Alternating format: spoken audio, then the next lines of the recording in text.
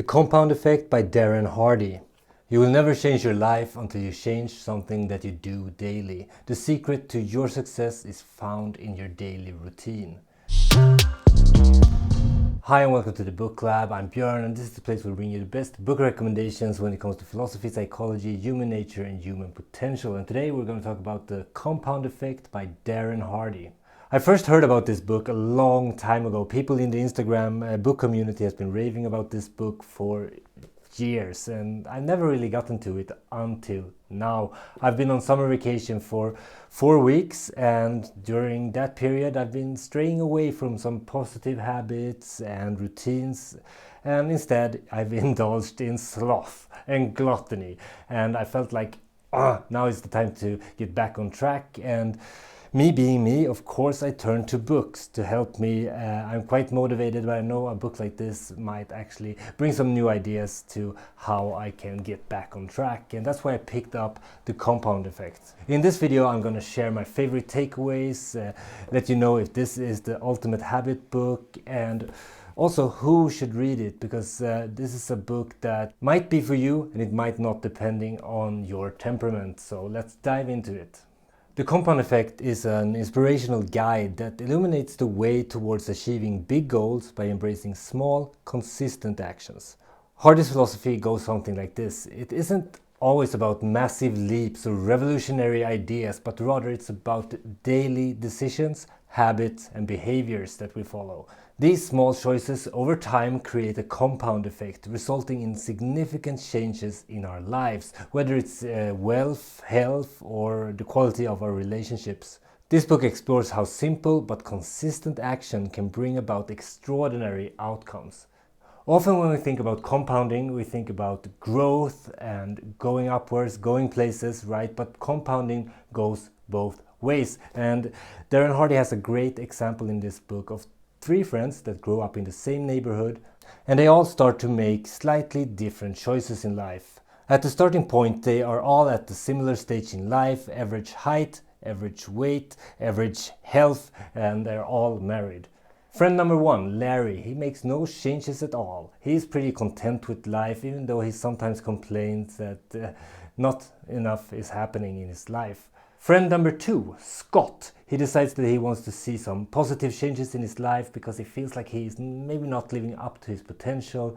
So he starts to tweak his daily routine a little bit. He starts to read for a few minutes each evening. He listens to instructional and inspirational audiobooks and podcasts during his commute to work. That's 30 minutes. He decides that he wants to cut the cereals out of his breakfast, saving 125 calories with his everyday meals. He also decides to take another 1,000 steps each day.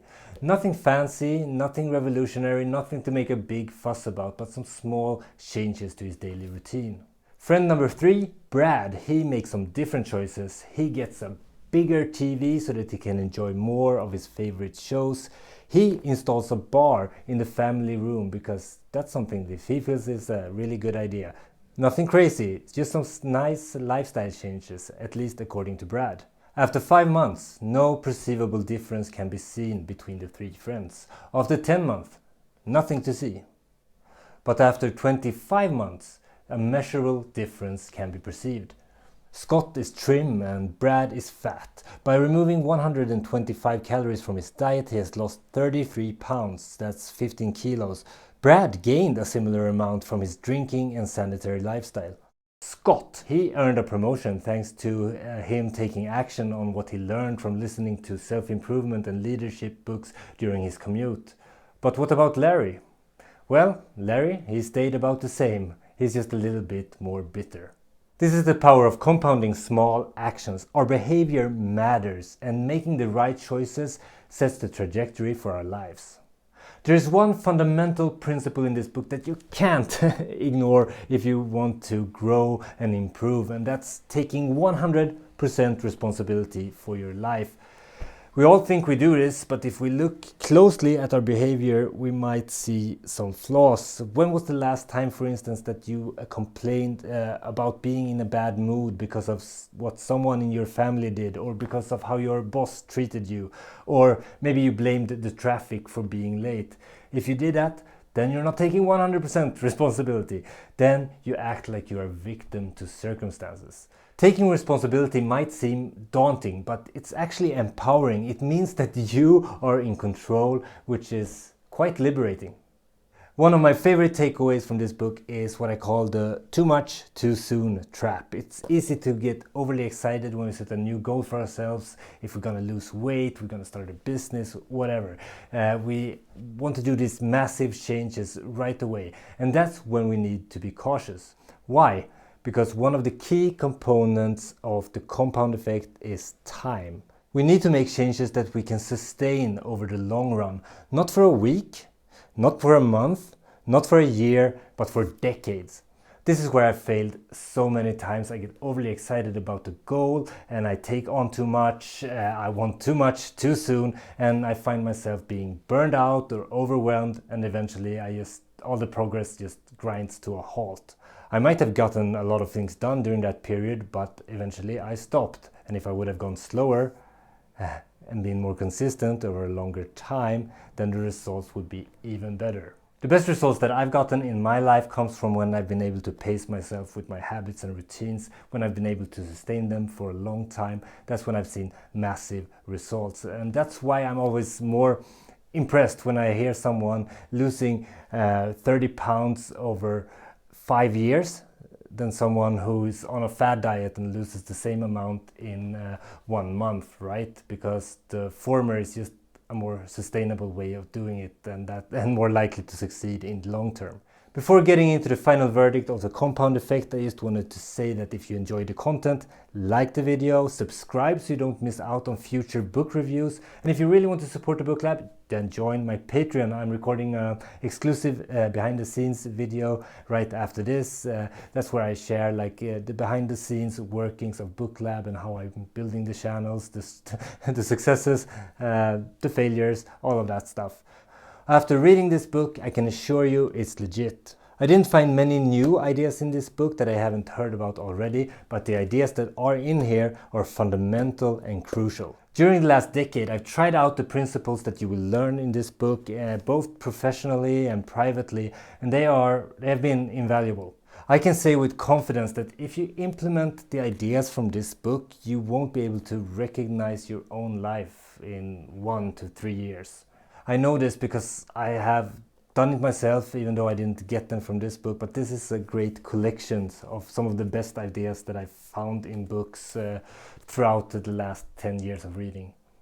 And getting that in a book that is just it's 160 pages, that's actually a good bargain. The ability to be consistent is my superpower, which is great because that's one of the key components in compounding. Because I'm not the best, I'm not the smartest, I'm not the most charismatic, I'm not a great speaker, I'm not a great writer, but I'm more consistent than many people that have those skills, which allows me to be a player regardless. It means that I keep going when other people who have those skills that are better than me quit. The book is essential for beginner readers. It covers a lot of ground.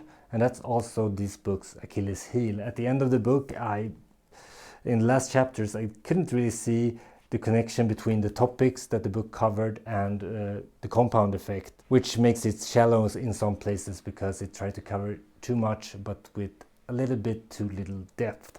It's also a very traditional self-help book, and it has that self-help preppy tone that I know some people can't really stand. I have a pretty high tolerance for it, so I can read this, and that's why I actually want to end this video with some other recommendations of books that covers the topics of compounding, habits and creative routines. First out we have Atomic Habits. I still think this is the undisputed champion of habit building books. It's by James Clear, an easy and proven way to build good habits and break bad ones. It's more in depth than this one, and it also doesn't have that preppy self-help tone to it. Secondly, we have Discipline is Destiny. The Power of Self-Control by Ryan Holiday. A great book about the importance of discipline and self-mastery. The book is based around the Stoic virtue of temperance, and it beautifully guides the reader through the discipline of self-control by retelling the story of people throughout history that have embodied it to the fullest.